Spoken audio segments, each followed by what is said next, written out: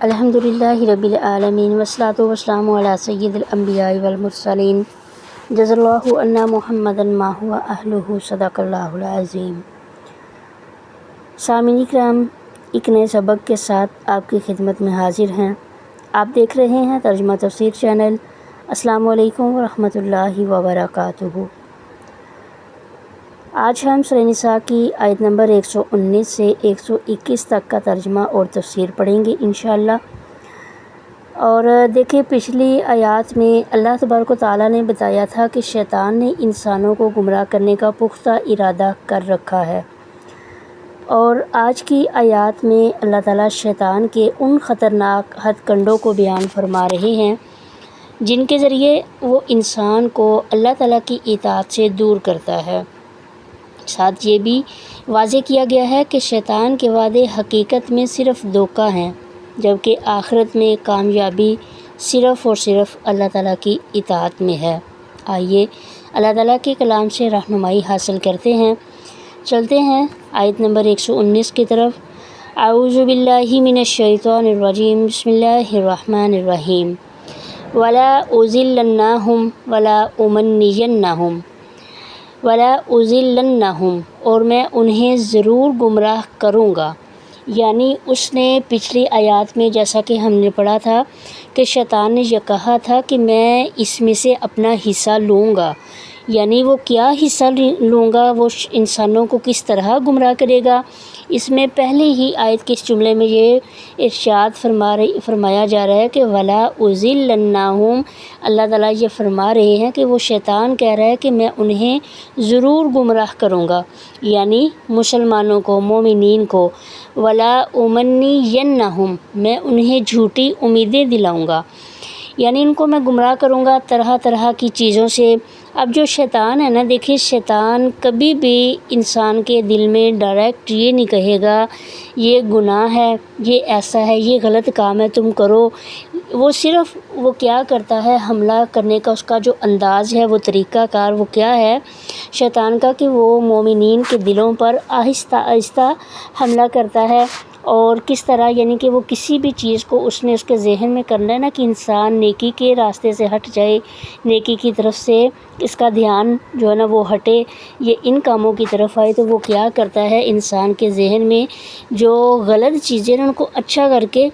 خوبصورت کر کے اس کے سامنے لاتا ہے۔ اب دیکھیں، ایک اس کی جو مثال ہے آج کل بہت ہی زیادہ ہے کہ ہمارے ہاتھ میں موبائل ہوتا ہے، ہم موبائل کو دیکھ رہے ہیں، اور یہ ایک دیکھنے میں یہ اچھی چیز ہے کہ ہم موبائل پہ کوئی اچھی چیز سن رہے ہیں۔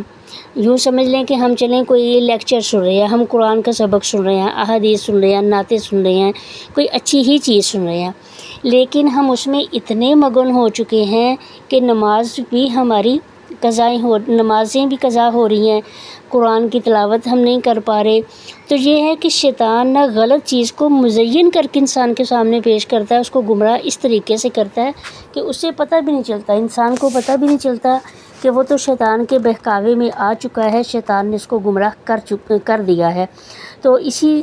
لفظ کو یہاں پہ جو بیان کیا گیا وَلَا أُضِلَّنَّهُمْ، اور البتہ ضرور میں ان کو گمراہ کروں گا، تو یہی گمراہی کے بہت سارے ہتھ کنڈے ہیں جو وہ آزماتا ہے اور انسان کو پتہ بھی نہیں چلتا۔ وَلَا أُمَنِّيَنَّهُمْ، اور میں ان کو جھوٹی امیدیں دلاؤں گا۔ جھوٹی امیدیں یعنی کہ دیکھو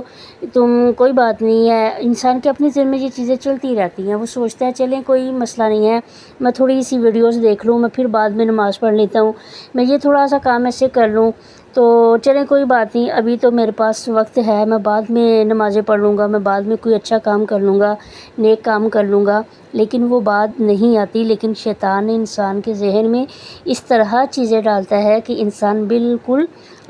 بالکل ہر چیز سے لاپرواہ ہو جاتا ہے، اور وہ اس کو جھوٹی امیدیں دلاتا ہے، چلے کوئی نہیں، ابھی آج کوئی نہیں، اتنی زندگی پڑی ہوئی ہے، ہم پھر نیک اعمال کر لیں گے، گناہ ہو گیا کوئی بات نہیں ہے، ہم بعد میں توبہ کر لیں گے۔ حالانکہ اگر انسان کی زندگی بالکل آخری وقت میں ہو، اس سے کچھ ایسا غلط کام ہو جائے تو اس کے پاس تو موقع نہیں ہے، کوئی موقع نہیں اس کے پاس کہ وہ توبہ استغفار کر لے۔ وَلَا آمُرَنَّهُمْ، اور البتہ میں ان کو حکم دوں گا، کس چیز کا حکم دوں گا؟ فَلَا يُبَتِّكُنَّ أَذَانَ الْأَنْعَامِ، پس وہ ضرور کاٹ ڈالیں گے جانوروں کے کان، ولا آمرنہم میں انہیں حکم دوں گا کس چیز کا، فلا یبتکن اذان الانعام، انعام کہتے ہیں جانوروں کو، اذان کان، اور فلا یبتکن وہ البتہ ضرور بضرور چیر ڈالیں گے، کاٹ ڈالیں گے۔ اچھا یہاں پہ کانوں کو کاٹنا اس سے کیا مراد ہے؟ اس سے مراد یہ ہے کہ دور جاہلیت میں جو مشرکین جو تھے وہ بتوں کی عبادت کرنے والے، وہ کیا کرتے تھے، اپنے جانوروں کو اپنے بتوں کے نام پہ چھوڑ دیا کرتے تھے، ان کے کانوں میں سوراخ کر دیا کرتے تھے یا ان کے کانوں کو کاٹ ڈالتے تھے، یعنی وہ ایسی ایک نشاندہی کر دیا کرتے تھے کہ یہ جو جانور ہے یہ ہمارے بتوں کے نام پہ ہے۔ پھر اس جانور کو بالکل چھوڑ دیا جاتا تھا، نہ کچھ کو ذبح کرتا تھا، نہ اس سے کوئی دودھ حاصل کرتا تھا، نہ گوشت کھاتا تھا، یعنی کہ ان جانوروں سے کسی قسم کا فائدہ نہیں اٹھاتے تھے لوگ۔ تو وہ کہہ رہا ہے میں اسی طرح لوگوں کو، یعنی وہ تو اپنی طرف سے وہ کرتے ہیں نا کہ یہ ہم نے اپنے معبودوں کے نام اس کو کر دیا، حالانکہ یہ غلط چیز ہے، اور اسی چیز کو وہ بیان کر رہا ہے، ولا آمرنہم اور البتہ میں ضرور ان کو حکم دوں گا، فلا یغیرن خلق اللہ وہ اللہ کی بنائی ہوئی ساخت کو بدل ڈالیں گے، وہ اللہ کی بنائی ہوئی چیزوں میں تبدیلی کریں گے۔ آج کے دور میں یہ بہت ہی زیادہ چیز عام ہے، بہت زیادہ عام ہے کہ انسان اپنے جسم میں بنی ہوئی چیزوں کو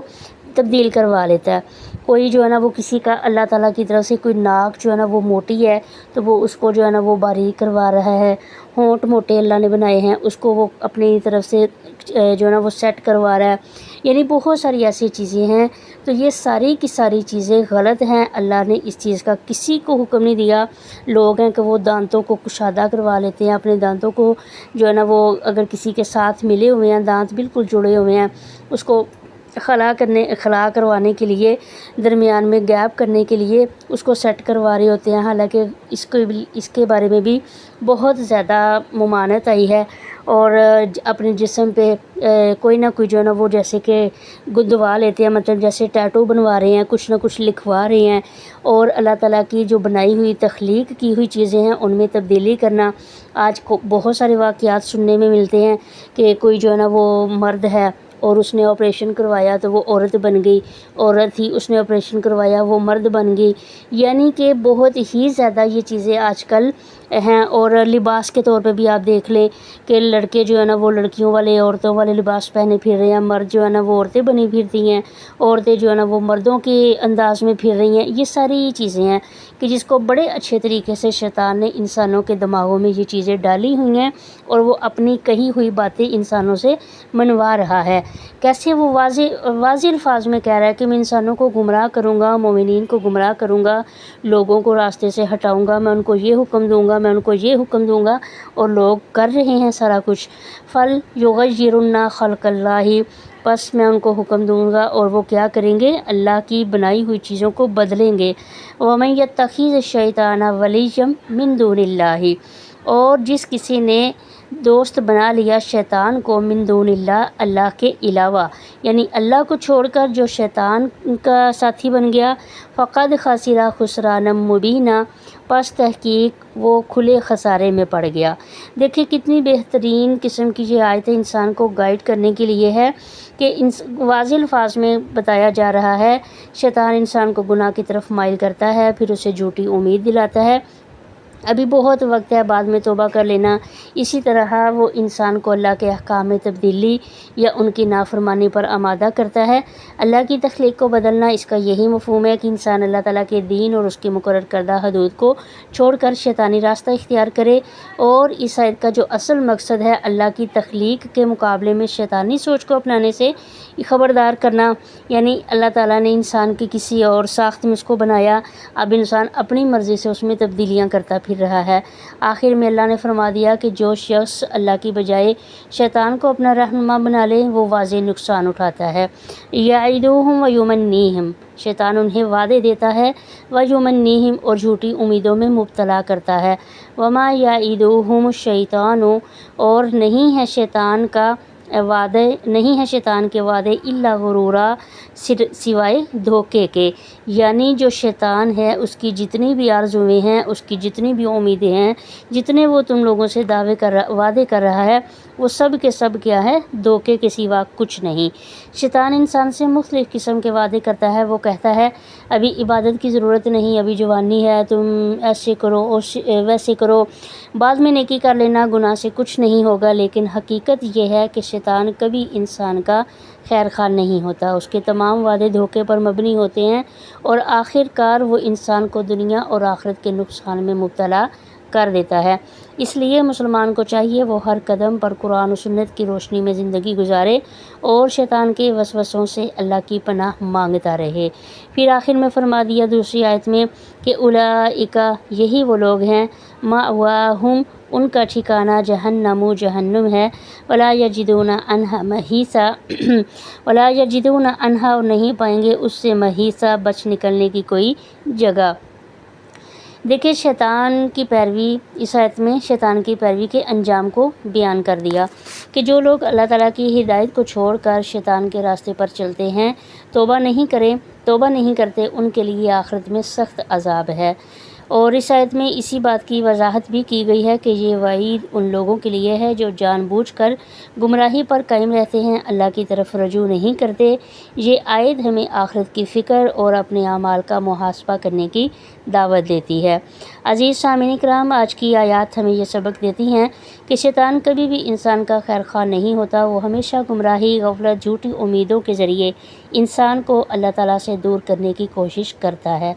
لہٰذا ہمیں چاہیے کہ ہر فیصلہ قرآن و سنت کی روشنی میں کریں، اپنے ایمان کی حفاظت کریں اور ہر وقت اللہ تعالیٰ سے دعا کریں کہ وہ ہمیں شیطان کے وسوسوں اور فریب سے محفوظ رکھے۔ اللہ تعالیٰ ہمیں حق کو پہچاننے، اس پر عمل کرنے اور شیطان کے ہر فریب سے محفوظ رہنے کی توفیق عطا فرمائے۔ آمین۔ ملتے ہیں ایک نئے سبق کے ساتھ، تب تک کے لیے اللہ نگہبان۔ السلام علیکم ورحمۃ اللہ وبرکاتہ۔